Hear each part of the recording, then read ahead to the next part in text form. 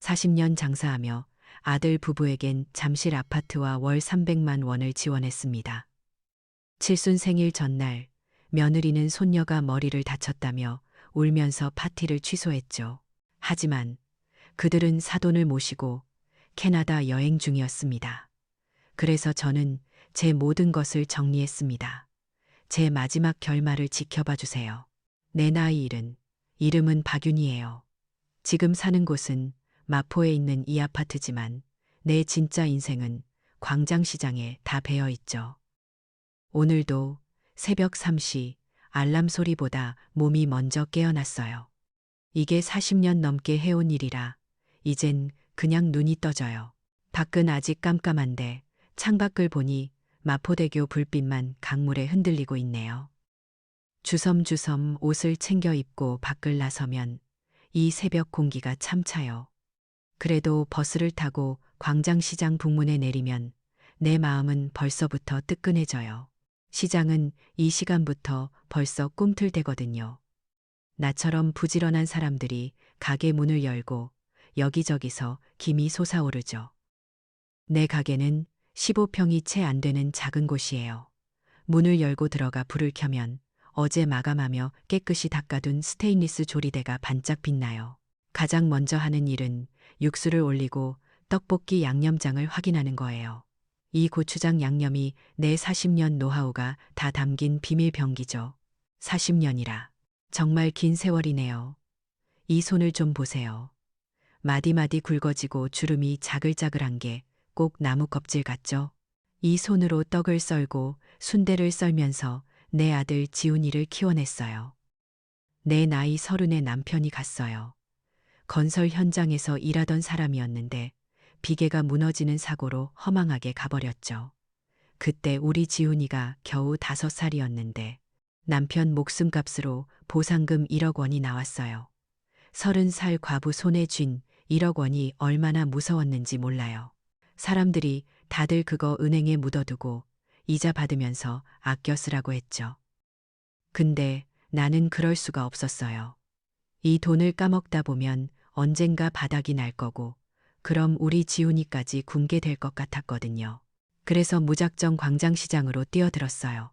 그 돈으로 이 작은 가게를 얻어 떡볶이와 순대 장사를 시작했죠. 그때부터 정말 지독하게 살았어요. 새벽 3시에 나와서 밤 10시까지 하루에 20시간 가까이 불 앞에 서 있었죠. 어린 지훈이를 집에 혼자 둘 수 없어서 가게 한 구석에 이불 펴놓고 재우기도 하고 그땐 우리 모자가 축축한 반지하 방에서 살았거든요. 여름이면 곰팡내가 진동하고 겨울이면 외풍이 어찌나 심한지 그런 데서 우리 지훈이 대학까지 보냈으니 내가 무슨 정신으로 살았나 몰라요. 그래도 하늘이 도왔는지 광장시장에 한류 바람이 불기 시작했어요. 일본, 중국 관광객들이 몰려와서 내 떡볶이가 맛집이라고 소문이 난 거예요. 사람들이 줄을 서기 시작하는데 정말 눈물 나게 고맙더라고요. 그렇게 하루도 안 쉬고 돈을 모았어요. 악착같이 모아서 이 마포의 아파트도 한 채 사고 노후 대비로 강남의 작은 오피스텔 건물도 하나 장만했죠. 이만하면 내 인생 참 열심히 살았다 싶어요. 내가 이렇게까지 한 이유요? 다 우리 아들 지훈이 때문이죠. 그 반지하 방에서도 꿋꿋하게 공부해 애써서 명문대 졸업하고 지금은 번듯한 IT 회사 부장으로 일하고 있어요. 얼마나 장하고 고마운지 몰라요. 지훈이가 하은이 지금 내 며느리를 데려와서 결혼하겠다고 했을 때 정말 세상을 다 얻은 것 같았죠. 며느리도 참하고 예뻤거든요. 그래서 내가 모은 돈으로 잠실에 있는 고급 아파트를 떡하니 사줬어요. 물론 내 이름으로 해뒀지만 너희들 편하게 살라고 월세 한 푼 안 받고 그냥 들어가 살게 했죠. 그것뿐인가요? 내가 가진 그 강남 오피스텔에서 매달 월세가 300만 원씩 나오거든요. 그것도 전부 아들 부부 쓰라고 통장으로 바로 보내줬어요. IT 부장이라도 서울 물가에 애 키우려면 빡빡할 테니까요. 처음엔 정말 행복했어요. 주말마다 지훈이 부부가 손녀 유나를 데리고 광장시장에 왔었죠. 우리 유나가 할머니 떡볶이가 세상에서 제일 맛있어 하면서 엄지를 척 세우면 나는 밤늦게까지 일한 피로가 싹 가시는 것 같았어요. 그런데 언제부터였을까요? 우리 유나가 초등학교에 들어가면서부터였나 봐요. 가족들 발길이 조금씩 뜸해지더라고요. 어느 날 며느리가 밥 먹다가 슬쩍 말을 꺼내더라고요. 유나 친구들은 방학 때마다 다들 해외여행을 다닌다고. 우리 유나만 기죽는 것 같아 속상하다고요. 그 말 끝에 꼭 따라붙는 말이 있었어요. 자기 친정어머니, 그러니까 내 사돈이죠. 최세경 여사가 요즘 부쩍 외로워하시고 몸이 안 좋아서 큰 병원에 검사를 받으러 다닌다는 얘기였어요. 그땐 그냥 그런가 보다 했죠. 나이 들면 다들 어딘가 아프기 시작하니까요. 물론 지금도 나는 매달 300만 원을 꼬박꼬박 보내주고 있어요. 개들이 사는 잠실 아파트 재산세도 꼬박꼬박 내주고 있죠. 내 명의로 되어 있으니 당연한 거지만요. 그런데 얼마 전에 아들 지훈이가 한 말이 자꾸 마음에 걸려요. 내가 가게 일 때문에 좀 피곤해 보였는지 어머니, 요즘은 그렇게 시장에서 고생 안 하셔도 되잖아요. 하더라고요. 얼핏 들으면 날 걱정해주는 말 같은데 그 말투가 꼭 이제 낡은 시장 일은 그만하시라는 것처럼 들렸어요. 내 40년 인생이 담긴 이 소중한 일터를 아들은 이제 그만뒀으면 하는 것 같더라고요. 그때 알았어요. 아들과 나 사이에 예전에는 없던 아주 얇고 서늘한 벽 같은 게 생겨나고 있다는 걸요. 잠실의 그 으리으리한 아파트와 광장시장에 내 떡볶이 가게 사이만큼이나 아주 멀고도 아득한 거리감이었죠. 그 서늘한 느낌, 그게 그냥 기분 탓이 아니었어요. 사람 사이에 바람 쐴 틈이 생기면 그 틈은 금방 벌어지기 마련이더라고요. 며느리 하은이의 전화가 부쩍 잦아졌는데 그게 꼭 반가운 소식만은 아니었어요. 예전엔 어머님, 유나가 할머니 보고 싶대요 하던 목소리가 이젠 어머님, 다름이 아니라 하고 조심스럽게 운을 떼기 시작했죠. 결국엔 사돈 최세경 여사 얘기였어요. 어머님, 저희 엄마가요. 평생 고생 같은 거 모르고 사셔서 그런지 몸이 많이 연약하세요. 그 연약하다는 말이 어찌나 귀에 꽂히는지. 나는 40년을 꼬박 뜬 눈으로 시장 바닥에서 굴렀는데 그 고생 안 한 사돈은 연약해서 병원 신세를 져야 한다는 거죠.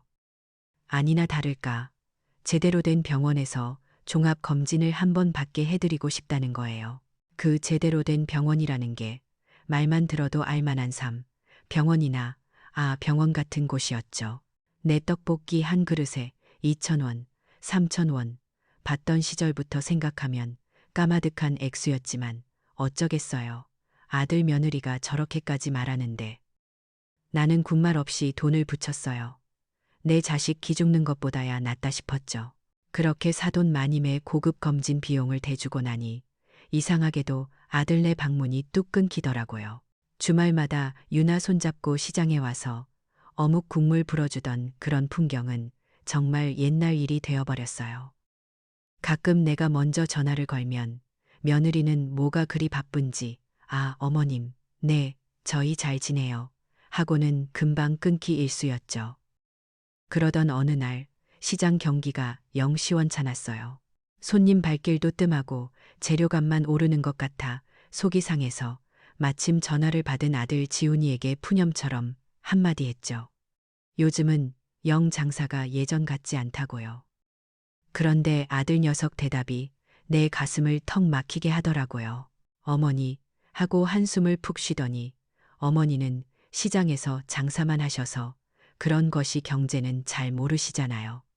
요즘 금리가 어떻고 환율이 것이 경제요? 내가 그 것이 경제 같은 건 몰라도 40년을 비가 오나 눈이 오나 이 자리에서 버텼어요. 그 버팀으로 너를 명문대에 보내고 IT 회사 부장을 만들고 잠실 아파트에 살게 해줬는데 이제 와서 내가 아는 건 아무것도 없다는 투였죠. 그 순간 깨달았어요. 내가 매달 꼬박꼬박 붙여주는 300만 원은 더 이상 고마운 지원이 아니었어요. 그건 그냥 아들 부부가 나에게 받아내야 할 당연한 의무가 되어버린 거였죠. 40년 경력의 장사꾼은 것이 경제를 아는 아들 앞에서 무식한 늙은이일 뿐이었어요. 모욕감에 며칠을 앓았네요. 그러다 정말 몸이 아프기 시작했어요. 그해 겨울은 유난히 추웠거든요. 광장시장, 그 뻥 뚫린 곳에서 하루 종일 찬바람을 맞으며 떡을 볶아대니 쇠라도 삭을 날씨였죠. 결국 심한 기관지염에 걸리고 말았어요. 밤마다 기침이 멎지를 않는데 폐가 찢어지는 것 같았어요. 마포 아파트에 혼자 누워 천장을 보는데 서러움이 복받치더라고요. 남편 일찍 가고 자식 하나 보며 여기까지 왔는데 내 곁엔 아무도 없다는 생각에요. 도저히 안 되겠다 싶어 새벽녘에 지훈이에게 전화를 걸었어요. 그냥 목소리라도 듣고 싶었나 봐요. 하지만 아들은 전화를 받지 않았어요. 한참 뒤 띵동 하고 문자 한 통이 왔더군요. 시럽 사드세요. 저 지금 회의 중이라 바빠요. 그 6글자를 얼마나 오래 들여다봤는지 몰라요. 시럽 사드세요. 회의 중. 바쁘다. 내 40년 희생의 대가가 고작 시럽 한 병이었어요. 내가 아들에게 바란 게 병간호나 고급 약은 아니었어요. 그냥 엄마, 괜찮아? 하는 따뜻한 말 한마디였는데 결국 내가 기댈 곳은 나밖에 없더군요. 퉁퉁 부은 몸을 이끌고 약국에 가서 나 스스로 시럽 약을 사들고 들어왔어요. 그렇게 혼자 끙끙 앓고 일어난 지 한 일주일 지났을까요? 며느리에게서 전화가 왔는데 목소리가 아주 그냥 난리가 난 거예요. 어머님, 어떡해요? 큰일 났어요. 순간 심장이 덜컥 내려앉았죠. 우리 유나, 손녀딸한테 무슨 일이라도 생겼나 싶어서요. 유나 왜? 유나 다쳤어? 아니, 유나는 아니고요. 저희 엄마가 쓰러지셨어요. 그런데 얘기를 들어보니 가관도 아니었어요. 사돈 최세경 여사가 단순 감기에 걸렸다는 거예요. 환절기에 누구나 걸릴 수 있는 그 감기요. 그런데 내 아들 지훈이는 그 단순 감기 걸린 장모님을 위해 즉시 휴가를 냈대요. 본인이 직접 운전해서 제대로 된 병원 VIP실에 모시고 혹시나 며느리 손에 물 묻힐까봐 개인 간병인까지 붙여줬다는 거예요. 그 얘기를 전해 듣는데 웃음이 났어요. 정말 어이가 없어서 나는 폐가 찢어질 듯 기침하며 죽을 것 같을 때 문자 하나로 시럽 처방을 내리던 내 아들이었어요. 그런데 평생 고생 안 해서 연약하신 장모님은 감기 따위에 VIP 병실과 개인 간병인을 받고 있었죠. 그때 알았어요. 아들의 변명. 우리 엄마는 고생에 익숙해서 면역력이 좋으시잖아요. 하던 그 말이 진심이었다는 걸요. 장모님은 연약하시니까 제가 돌봐드려야 한다는 그 말이요. 내가 평생을 바쳐 이룬 나의 강인함과 성실함이 결국엔 나를 무시하고 방치해도 되는 이유가 되어버린 거였어요. 불안감? 모욕감? 아니에요. 그건 그냥 아주 차갑고 시퍼런 배신감이었어요. 시럽 한 병이 가져다 준 그 시린 마음은 앞으로 닥칠 일에 비하면 정말 아무것도 아니었어요. 사람은 한번 무너지기 시작하면 어디까지 무너질 수 있는지 나는 내 아들 부부를 보면서 알게 됐죠. 기관지염이 겨우 나을 무렵 이번엔 눈이 말썽이었어요. 시장에서 40년을 뜨거운 김 속에 살았으니 멀쩡한 게 용하죠. 병원에 갔더니 백내장이라고 당장 수술을 해야 한다더라고요. 의사 말이 수술 자체는 간단한데 수술하고 나면 한쪽 눈에 붕대를 감아야 해서 앞이 잘 안 보이니까 반드시 보호자가 와서 모시고 가야 한다는 거예요. 보호자라. 그 말에 가슴이 덜컥 내려앉았어요. 나에겐 지훈이 하나밖에 없는데 아들한테 부담 주기 싫어서 며느리 하은이한테 전화를 걸었어요. 얘야, 내가 눈 수술을 하게 됐는데 의사가 꼭 보호자가 있어야 한다네. 그날 하루만 와줄 수 있겠니? 하고요. 하은이는 웬일로 아주 살갑게 전화를 받더라고요. 어머님, 당연하죠. 걱정 마세요. 제가 아침 일찍부터 가서 수술 끝나고 집까지 편하게 모셔다 드릴게요. 어머님은 저만 믿으세요. 어찌나 싹싹하게 대답하는지 그래도 며느리가 나를 아주 내팽개친 건 아니구나 싶어서 마음이 좀 놓였어요. 그 약속 하나만 철석같이 믿었죠. 수술날 아침, 덜리는 마음으로 병원에 갔어요. 수술복으로 갈아입고 앉아 있는데 하은이한테서 전화가 왔어요. 벌써 병원 근처에 와 있나 보다 하고 반갑게 전화를 받았죠. 그런데 수화기 너머로 들려오는 며느리 목소리가 아주 그냥 울고불고 난리가 난 거예요. 어머님, 어떡해요? 흐엉. 어머님, 정말 죄송해요. 저희 엄마가 갑자기 심장마비로 쓰러지셨어요. 지금 삼성병원 응급실이에요. 어떻게, 엄마? 심장마비라니. 그 연약하다던 사돈이 결국 큰일이 났구나 싶었죠. 아이고, 저런. 그래서 사돈은 좀 어떠시니? 몰라요, 어머님.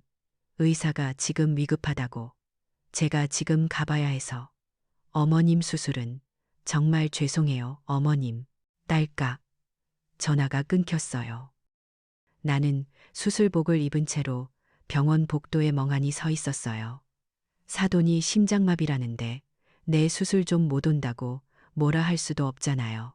결국 간호사한테 사정이 생겨서 보호자가 못 오게 됐다고 혼자 가도 괜찮다고 억지 웃음을 지어 보였어요. 수술은 금방 끝났지만 한쪽 눈을 붕대로 칭칭 감고 나니 정말 한치 앞도 안 보이더라고요. 어지럽고 속은 메스꺼리고 그래도 어쩌겠어요. 괜찮다고 큰소리치고 나온걸요. 비틀거리면서 병원을 나와 겨우 택시를 잡아탔어요. 택시에서 내려 아파트 입구로 들어서는데 한 걸음 한 걸음이 천근만근이었죠. 그렇게 조심조심 복도를 걷다가 그만 발을 헛디뎌 그대로 넘어져 버렸어요. 쿵 하는 소리와 함께 무릎이랑 어깨가 부서지는 것 같았죠. 눈을 감고 있는데도 눈물이 났어요.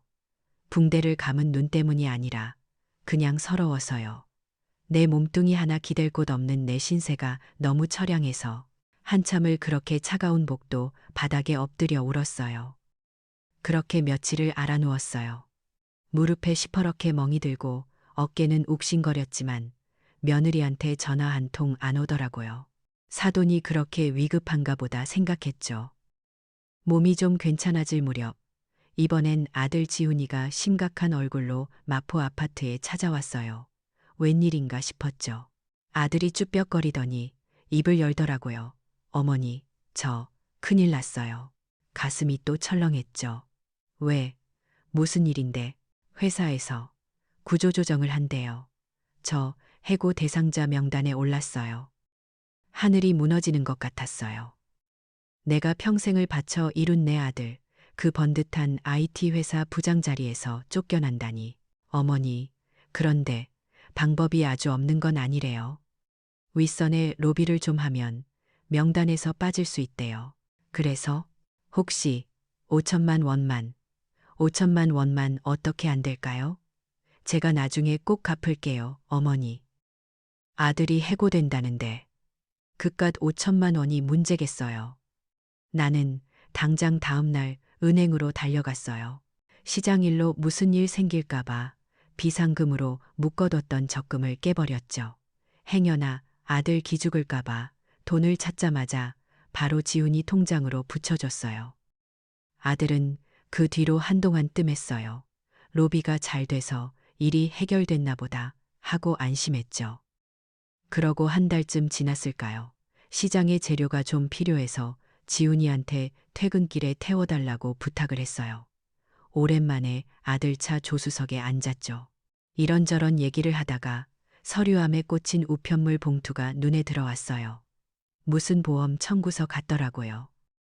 무심코 그걸 꺼내봤는데 내 눈을 의심했어요. 신형 메르세데스 벤츠 C클래스. 그리고 그 밑에 적힌 이름 석자. 최세경. 사돈 이름이었어요. 손이 바들바들 떨렸어요. 설마 날짜를 확인했어요. 내가 아들한테 5천만 원을 붙여준 바로 다음 날이었어요. 그제야 모든 게 맞춰졌어요. 구조조정, 해고 위기. 전부 다 새빨간 거짓말이었던 거예요. 내 적금을 깨서 받은 그 5천만 원은 아들 자리를 위한 돈이 아니라 사돈차를 위한 계약금이었던 거죠. 나는 그 종이를 든 채로 지훈이를 쳐다봤어요. 아들은 백미러로 내 표정을 살피더니 사색이 되더라고요. 지훈아, 이게 뭐야? 엄마가 준 5천만 원. 이거였어. 내 장모 벤츠 사주려고 내 어미 적금을 깬 거였냐고. 내 목소리가 그렇게 크게 올라갈 수 있다는 걸 처음 알았어요. 그런데 코너에 몰린 지훈이의 대답은 내 상상을 완전히 벗어났어요. 아들은 사과는커녕 오히려 짜증을 내더라고요. 아, 엄마, 그걸 왜 봐요? 그러더니 정말 내 평생 잊을 수 없는 말을 했어요. 엄마 70이신데 얼마나 더 사시겠어요? 어차피 그 재산 다 저희 건데 장모님 차 사드리는데 좀 썼다고 뭘 그렇게 화를 내세요? 예? 얼마나 더 사시겠냐고요? 어차피 다 우리 거라고요? 그 말을 듣는 순간 복도에서 넘어져 멍든 무릎보다 백내장 수술을 한 눈보다 내 심장이 훨씬 더 아프게 저려왔어요. 내 아들은 내가 빨리 죽기만을 바라고 있었던 거예요. 내 40년 세월, 내 모든 희생이 아들에게는 그저 어차피 내 것이 될 재산에 불과했던 거죠. 나는 그냥 돈 나오는 늙은 기계였던 거예요. 얼마나 더 사시겠어요? 어차피 우리 재산인데요. 아들이 내뱉은 그 말이 며칠 밤낮으로 망치처럼 내 머리를 때렸어요. 내 귀에서 그 소리가 떠나질 않더라고요. 40년을, 40년을 내가 어떻게 살았는데 떡볶이 국물에 찬밥 말아 먹어가며 그 반지하 새빵에서 독하게 키운 아들이에요. 그런데 그 아들이 내 죽음과 내 재산을 기다리고 있었던 거죠. 5천만 원짜리 벤츠를 사돈에게 안겨준 그 배신감보다 아들의 그 잔인한 말이 나를 더 깊은 절망 속으로 밀어 넣었어요. 사실 아들 부부가 이상하게 굴기 시작한 건 꽤 됐잖아요. 생각해보면 그 백내장 수술 날이 결정적이었어요. 며느리 하은이가 사돈 심장마비로 삼성병원 응급실에 갔다고 울고불고 난리를 쳤던 날. 내가 눈에 붕대를 감고 혼자 집에 오다가 그 차가운 아파트 복도에서 넘어져 멍투성이가 됐던 그날이요. 그날 이후로 도저히 마음이 놓이질 않았어요. 찜찜하고 불안하고 내가 모르는 뭔가가 분명히 더 있었거든요. 그래서 내가 뭘 했는지 아세요? 지금 생각하면 참 칠순 노인이 할 짓은 아닌데 그래도 그때는 뭐라도 붙잡아야 했어요. 창피함을 무릅쓰고 우리 광장시장 가게에 단골로 오는 젊은 총각한테 물어봤죠. 총각, 나 핸드폰으로 뭐 좀 배우고 싶은데 그 사람들이 사진 올리고 하는 거 뭐시기. 그 총각이 웃으면서 인스타그램이라는 걸 가르쳐 주더라고요. 처음엔 그냥 우리 손녀 유나 얼굴이라도 몰래 보고 싶은 마음이었어요. 그렇게 돋보기를 쓰고 밤마다 가게에서 손가락으로 화면을 더듬어가며 며칠을 끙끙대며 배웠죠. 그렇게 우리 손녀 유나 그리고 며느리 하은이의 계정을 비밀리에 찾아냈어요. 그리고 나는 봐버리고 말았어요. 내 백내장 수술 날짜, 며느리가 사돈 심장마비라고 울던 바로 그날, 그 시간에 올라온 며느리의 사진을요. 삼성병원 응급실이 아니었어요. 잠실에 있는 그 제일 높은 시그니엘 호텔 81층 라운지더라고요. 사진 속에는 내 아들 지훈이, 며느리 하은이, 그리고 너무나 건강하고 화사하게 웃고 있는 사돈 최세경 여사가 하하호호 웃으면서 예쁜 찻잔에 담긴 차를 마시고 있었어요. 애프터눈 티라고 하던가요. 그걸 본 순간 정말 피가 거꾸로 솟는 기분이었죠. 내가 눈에 붕대를 감고 앞도 안 보여서 그 차가운 복도 바닥에서 나뒹굴고 있을 때 내 아들 며느리는 사돈이랑 81층 구름 위에서 호캉스를 즐기고 있었던 거예요. 그 사실을 알고도 나는 입을 다물었어요. 왜 그랬을까요?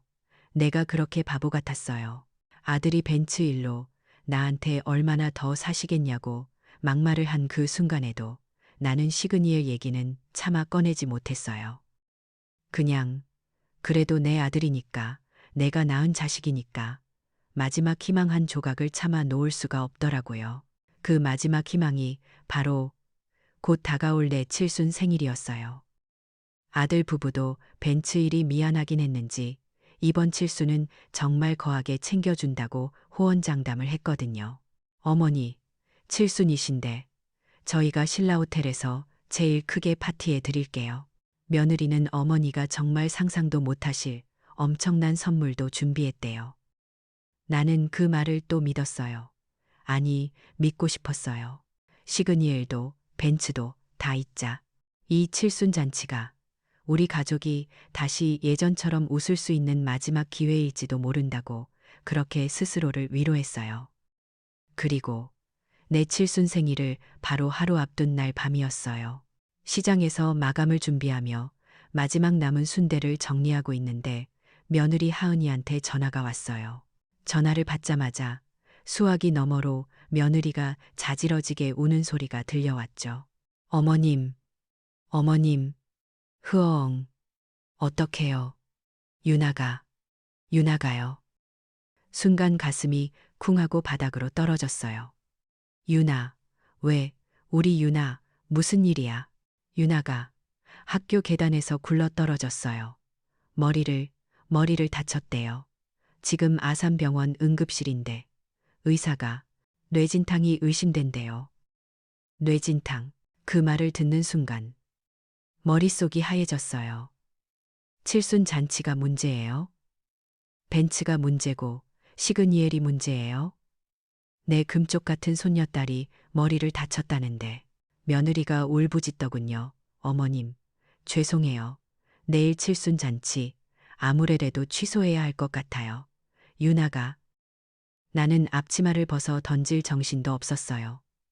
끓고 있던 떡볶이 솥불만 끄고 가게 문을 닫을 생각도 못하고 시장 밖으로 뛰쳐나갔어요.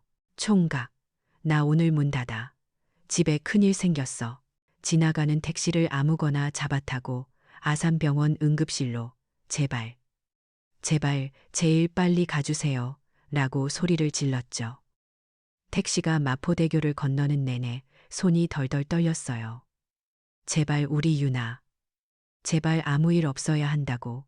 4명이라도 줄 테니 제발 우리 아기 좀 살려달라고.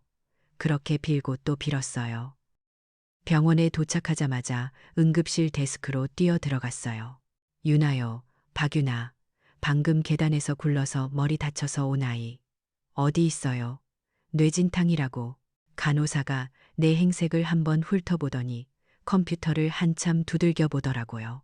그러더니 황당하다는 듯이 나를 쳐다봤어요. 박유나요. 보호자님, 오늘 그런 이름으로 들어온 환자 없는데요. 네? 아닐 거예요. 방금 전화 받고 왔는데 뇌진탕이라고. 다시 한 번만 확인해 주세요. 간고. 원무과까지 뛰어가서 몇 번을 다시 확인했지만 없었어요. 오늘 계단에서 굴러서 응급실로 온 박유나라는 아이는 없었어요. 심장이 아주 차갑고 이상하게 뛰기 시작했어요. 나는 떨리는 손으로 아들 지훈이에게 전화를 걸었어요. 고객님의 전화기가 꺼져 있어. 불길한 마음에 며느리 하은이에게 전화를 걸었어요. 고객님의 전화기가 꺼져 있어. 두 사람 다 전화기가 꺼져 있었어요. 그 순간 아산병원 응급실 그 시끄럽고 번잡한 한복판에서 나 혼자 시간이 멈춘 것 같았어요. 삼성병원 응급실, 사돈 심장마비, 아산병원 응급실, 손녀, 뇌진탕. 그리고 시그니엘 81층 애프터눈 티. 차가운 기운이 발끝에서부터 머리 꼭대기까지 치고 올라왔어요. 나는 홀린 사람처럼 주머니에서 핸드폰을 꺼냈어요. 그리고 이제는 익숙해진 그 인스타그램 앱을 눌렀죠. 며느리 하은이의 계정이었어요. 새로운 사진이 올라와 있었어요. 방금 전에. 그 사진 한 장에 내 40년 인생이, 내 마지막 남은 희망이 아주 그냥 산산조각 나버렸어요. 아산병원 응급실의 소독약 냄새 속에서 나는 꺼져버린 아들의 핸드폰 화면만 멍하니 바라봤어요. 그리고 떨리는 손으로 하은이의 인스타그램을 눌렀죠. 새로운 사진이 맨 위에 떠 있었어요. 장소는 인천국제공항 출발층이었어요. 사진 속에는 내 아들 지훈이, 며느리 하은이, 그리고 머리를 다쳤다던 내 손녀 유나가 너무나 환하고 건강한 얼굴로 웃으며 VV자를 그리고 있었어요. 그리고 그들 옆에는 얼마 전 심장마비로 쓰러졌다던 사돈 최세경 여사가 아주 값비싸 보이는 코트를 입고 활짝 웃고 있었죠. 사진 밑에 달린 글은 이랬어요. 드디어 엄마 최세경의 평생 소원을 이뤘다. 꿈에 그리던 캐나다 오로라 여행. 우리 남편이 세상 최고의 사위. 오로라, 옐로나이프, 가족여행. 그리고 그 밑에 사돈 최세경 여사가 직접 단 댓글이 있었어요. 이런 억대 호화 여행을 후원해준 우리 사위. 정말 고마워. 평생 잊지 못할 거야. 억대 여행. 억대. 그 순간 내 머릿속에서 모든 조각이 맞춰졌어요. 아들이 자리를 지키기 위해 필요하다던 그 5천만 원. 내가 매달 꼬박꼬박 붙여준 오피스텔 월세 300만 원. 사돈의 심장마비라던 시그니엘 호텔 호캉스. 그리고 내 손녀의 뇌진탕이라는 오늘 이 거짓말. 이 모든 게 이 억대 캐나다 오로라 여행을 위한 거였어요. 내 칠순 잔치.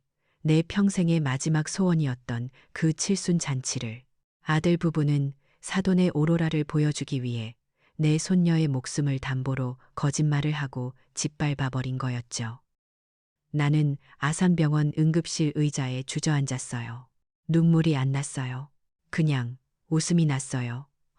하고 내가 40년간 떡볶이를 판 돈으로 남편의 목숨값으로 내 아들은 자기 장모에게 억대 오로라를 선물한 거였어요.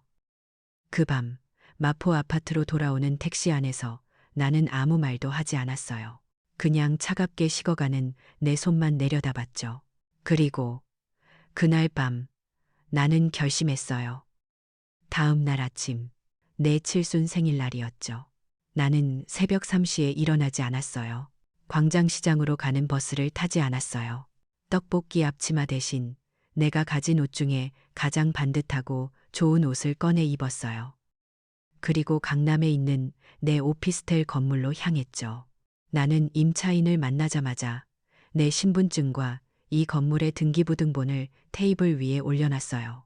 사장님, 저 이 건물 주인 박윤희입니다. 다름이 아니라 오늘부터 월세 300만 원은 이쪽 제 새로 만든 통장으로 입금해 주셔야겠습니다. 즉시요. 임차인은 내 단호한 태도에 아무 말 못하고 고개만 끄덕이더군요. 거기서 나와 나는 곧장 변호사 사무실로 갔어요. 변호사님, 잠실에 제 명의로 된 아파트가 하나 있습니다. 나는 아들 부부가 살고 있는 그 잠실 아파트에 서류를 내밀었어요. 이거 지금 당장 매물로 내놓아 주세요. 가장 빨리 팔 수 있게 해주세요. 변호사가 요즘 시장이 좋아서 일주일 안에 정리가 가능할 거라고 하더군요. 그리고 마지막으로 나는 내 40년 삶이 담긴 광장시장 가게로 갔어요. 손님들이 떡볶이를 기다리고 있었지만 나는 준비 중 팻말을 걸었어요. 그리고 가게를 내놓았죠. 40년 단골과 노하우가 담긴 이 가게는 내놓자마자 사겠다는 사람이 줄을 섰어요. 모든 걸 정리하는데 딱 일주일이 걸렸네요. 잠실 아파트가 팔렸고 가게도 넘어갔어요. 나는 서울의 모든 자산을 현금으로 바꿨어요. 그리고 나는 사라졌어요. 아무에게도 말하지 않고 캐리어 하나만 들고 공항으로 갔죠. 내 새로운 집은 저기 남쪽 제주도에 있는 바다가 보이는 고급 실버타운이었어요.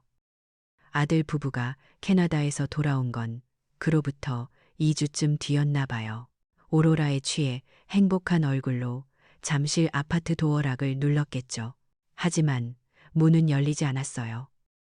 문이 열리고 나온 건 생전 처음 보는 얼굴의 새 주인이었죠. 누구세요?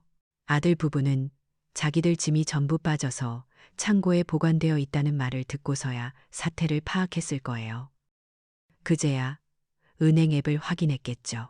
매달 들어오던 300만 원이 들어오지 않았으니까요. 아마 카드도 정지됐을 거예요.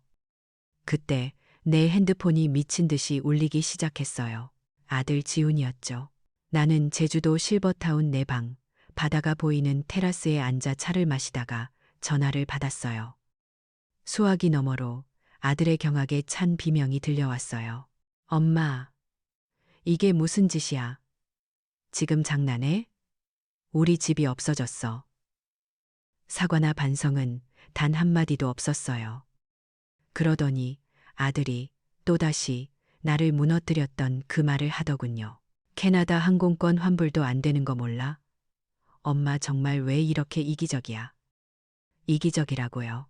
나는 차를 한 모금 마시고 아주 차분하게 대답했어요. 지훈아, 뭐? 내 말이 맞더라. 난 70이고 얼마나 더 살지 모르지. 그리고 내 재산도 어차피 다 너희들 것이 될 거였고. 그러니까 빨리. 그래서 말인데 내가 아들의 말을 잘랐어요. 너희는 방금 나한테서 독립을 상속받았단다. 축하한다, 아들아. 나는 전화를 끊었어요. 그리고 지훈이 번호를 차단했죠. 며느리 하은이 번호도 같이 차단했어요. 시끄럽던 핸드폰이 조용해지더군요. 나는 40년 만에 처음으로 내 칠순 생일날 제주도의 따뜻한 햇살 아래서 비로소 숨을 쉬는 것 같았어요.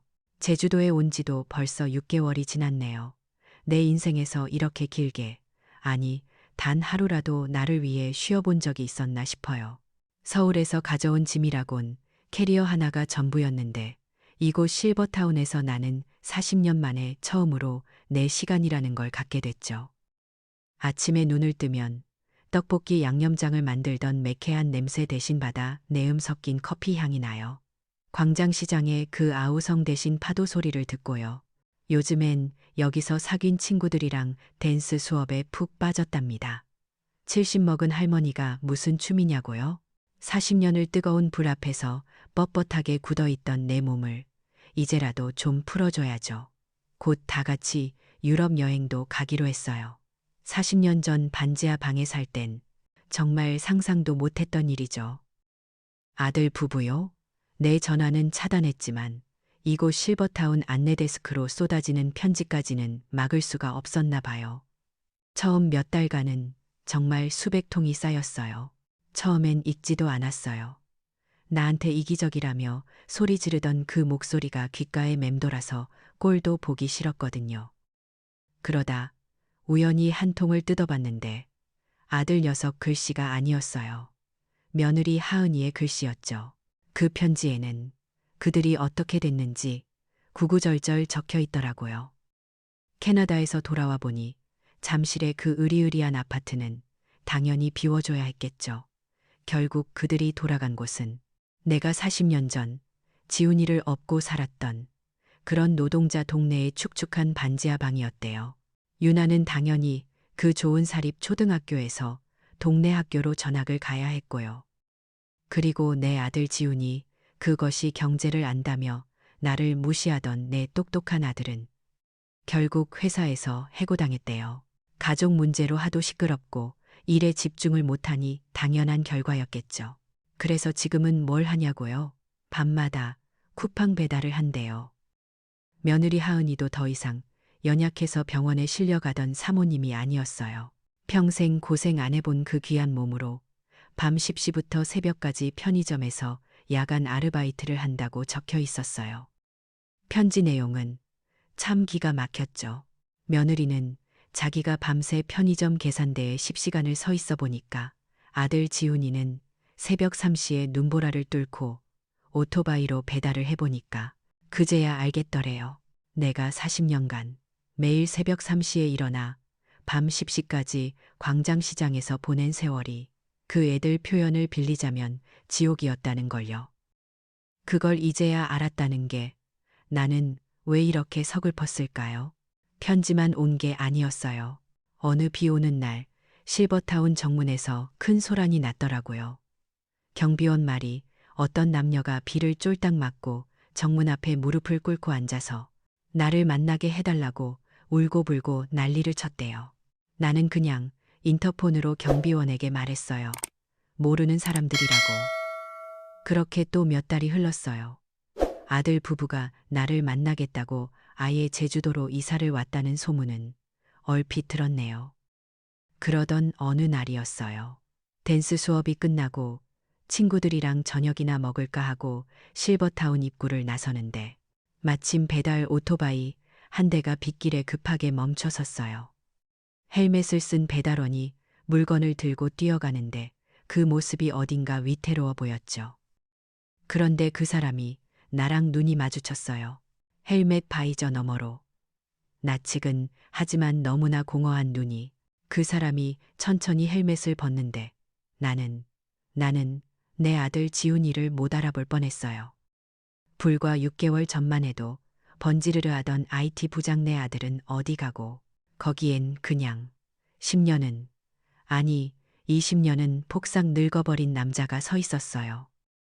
지훈이는 손에 들고 있던 배달 가방을 그대로 바닥에 툭 떨어뜨리더군요. 그리고 그 자리에 무너져 내렸어요. 아스팔트 바닥에 짐승처럼 울면서 내 다리를 붙잡았죠. 엄마, 엄마, 내가 잘못했어. 엄마, 제발, 한 번만. 나는 40년 전 반지하 방에서 울던 5살 지훈이가 아니라 폭삭 늙어버린 내 아들을 그냥 가만히 내려다봤어요. 그리고 말했죠. 일어나라. 남들 본다. 아들이 고개를 못 들고 내 다리만 붙잡고 우는데 나는 그 손을 떼어냈어요. 지훈아, 그게 네가 선택한 어른이 되는 대가다. 다시는 유나는 너희처럼 만들지 마라. 그날 이후로 많은 게 달라졌지만 또 많은 건 달라지지 않았어요. 나는 아들 부부에게 단 한 푼의 돈도 보내지 않아요. 그리고 앞으로도 그럴 거고요. 다만 내 손녀 유나, 그 맑은 눈의 아이는 무슨 죄가 있겠어요. 유나만 주말에 할머니 보러 이 제주도에 오는 걸 허락했어요. 유나가 내 손을 잡고 할머니 춤추는 거 진짜 멋있어요. 하고 웃으면 나는 그걸로 됐어요. 아들과 며느리는 여전히 제주도 어딘가에서 땀 흘려 돈을 벌고 있겠죠. 그들이 흘리는 땀이 언젠가 그들의 영혼을 조금이라도 씻어주길 바랄 뿐이에요. 나는 이제 내 삶을 살아야죠. 내일 모레 떠나는 유럽 여행짐을 싸야 하거든요. 40년 만에. 나는 정말 행복해요. 부모의 40년 희생은 당연한 권리가 아니에요. 그 헌신을 존중하지 않을 때 자식은 독립이라는 가장 혹독한 현실을 상속받게 되죠. 진정한 어른이 된다는 건 부모가 짊어졌던 그 삶의 무게를 스스로 겪어보는 것에서 비로소 시작되거든요.